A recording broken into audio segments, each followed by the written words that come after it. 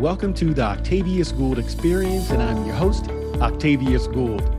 Today, I'm bringing to you episode number 16, titled How to Enhance Your Creativity. In episode 13, I discussed how to enhance your company's creativity. Now, I'll share tips on how professionals can tap into their own creativity and what enhancements can be made in doing so.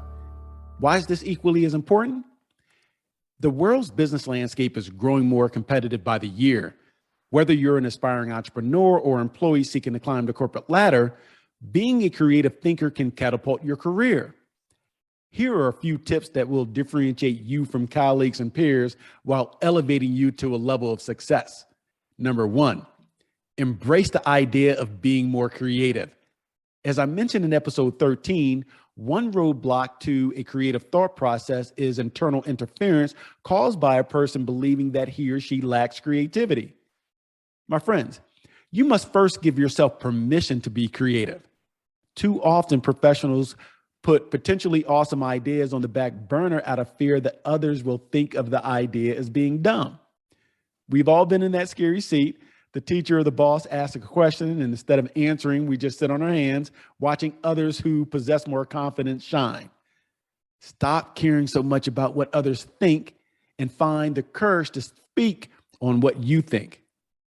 At the end of the day, there's no such thing as a crazy idea when it comes to creativity. Number two, feed your mind like you feed your body. It's all about mental stimulation. The more you place yourself in new environments, read new content, and surround yourself with people who are different than you, the more creative juices will flow to your mind. For example, whenever I am trying to generate new business ideas, I like to conduct brainstorming sessions by myself. I used to grab a pen and a pad, but now I'll grab coffee and I'll go to a beach or a lake and I'll sit for hours typing and deleting ideas into notes on my iPhone.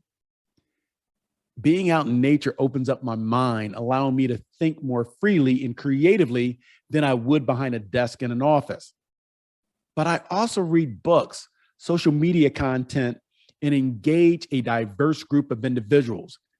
And that's why diversity in your inner circle is so important, because it brings a uniqueness to the table. And as a result, you'll create unique ideas. Number three, research your competitors.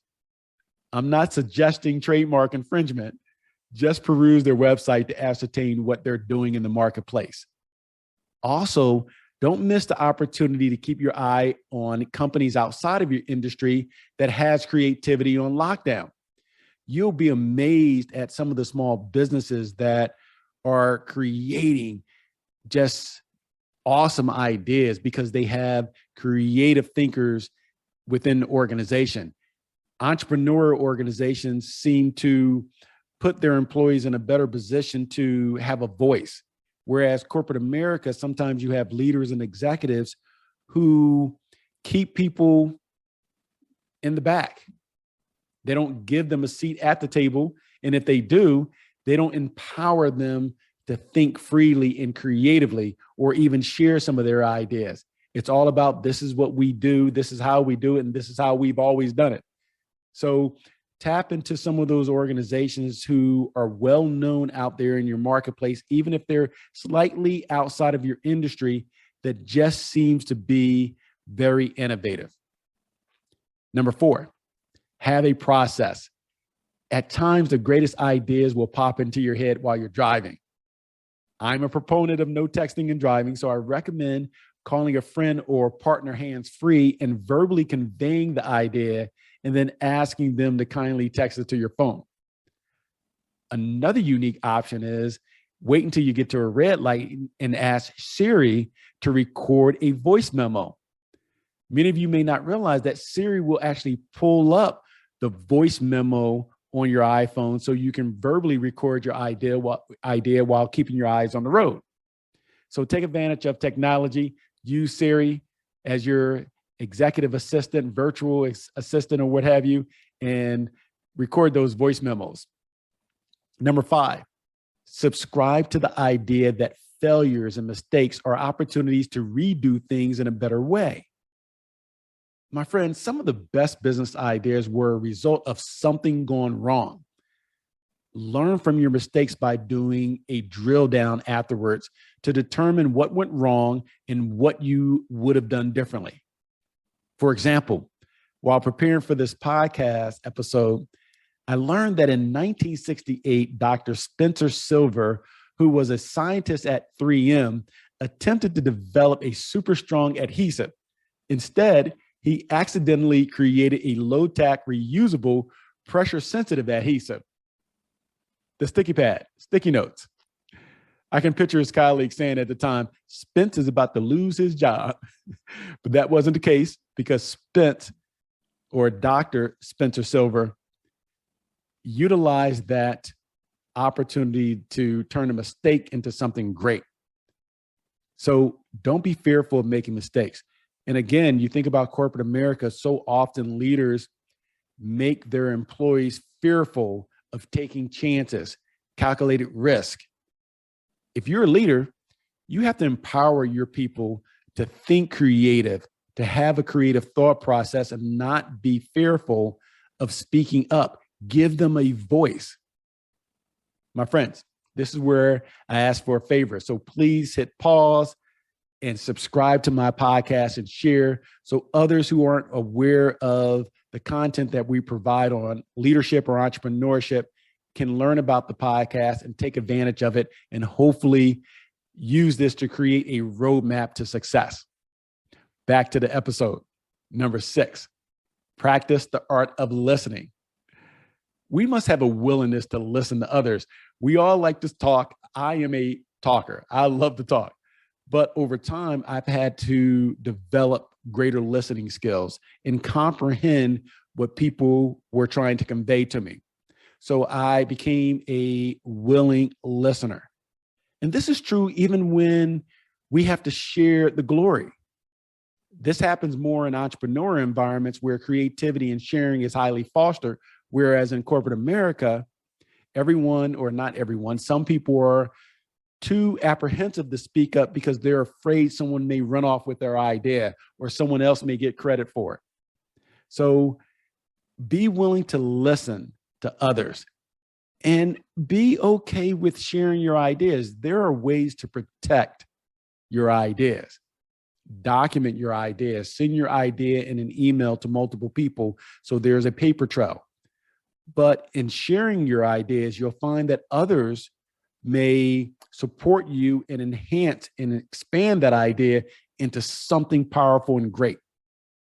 Number 7, speak with your customers. Trust me when I say that the best and worst customers will gladly express what you should be doing differently. You'll be amazed how many entrepreneurs turn their struggling business around by taking the time to sit down with customers to not only listen to their concerns, but to also ascertain different ways in which they could enhance their product or service. Those little tweaks that some business owners make came from some of their most confrontational customers who were just willing to tell them what they didn't like and what they did like. Number 8, read books on how to improve your creative thinking. Knowledge is power, especially if you apply it. You know, sometimes we read books just to read books or just to put them on our bookshelf so we can, think that we're overly intelligent, but we don't take the time to utilize that knowledge that we acquired and to implement it into our daily activities. What's the use of reading a book if you're not going to capture some of the tips and some of the compelling information and then put it into practice? It's like listening to a motivational speaker or reading motivational quotes and not acting on any of it. So if you're going to take the time to read books, highlight that book or take some of that information and put it in the notes again in your iPhone and act on some of the compelling information and content and make yourself more successful, make your organization more successful. Number 9, this is a good one. Go fishing. I am an avid fisherman. It teaches me patience. but it also slows my movement and my thinking, allowing my subconscious to solve problems. Now, this will also free up my mind to think of creative solutions at the same time. I absolutely love watching my daughters try to figure out ways to catch the smallest fish closest to the edge that aren't even big enough to bite their hook, just to see a large fish come out of nowhere to catch them off by surprise. And that's what happens a lot of times in business.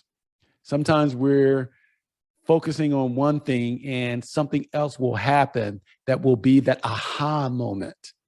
And you got to be open to having those aha moments, but really putting yourself in a position that you're not closed-minded to where when they do happen, you didn't even realize it.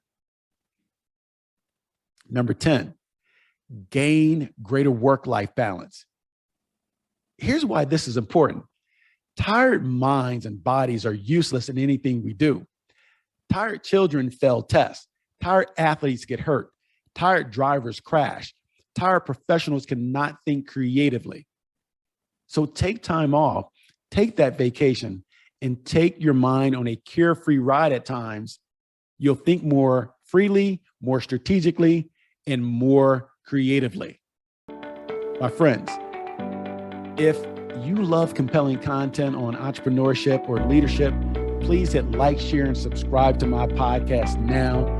You'll be alerted to future episodes. And we're getting better and better. We're going to start having guests come on and talk about their entrepreneurial journeys and their experience within leadership. Thank you so much. I'll see you on the next episode. Carpe diem.